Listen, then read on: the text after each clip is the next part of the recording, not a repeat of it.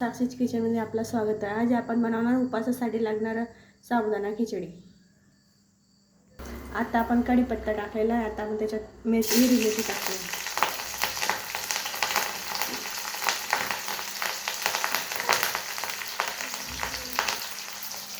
आता हा साबुदाणा आहे, आपण त्याला 2 तास भिजत ठेवलेला होता। आता तो छान असा भिजून गेलेला आहे। त्याच्यात आपण आता शेंगदाण्याचे कूट टाकलेले। आता आपण त्याच्यात मीठ टाकूया।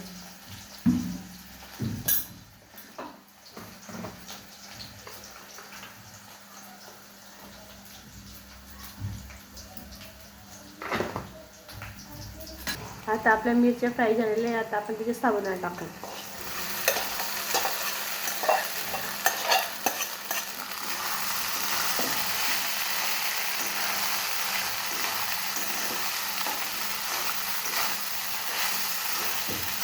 आता त्याच्याने कोशिंबीर घालूया।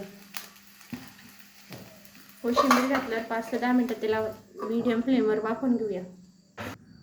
आमच्या कारभारींचे उपवास असल्यामुळे आजची रेसिपी साबुदाणा खिचडी। कोणाकोणाला आवडली ही नक्की कमेंट करून सांगा आणि शेअर करा, सबस्क्राईब करा।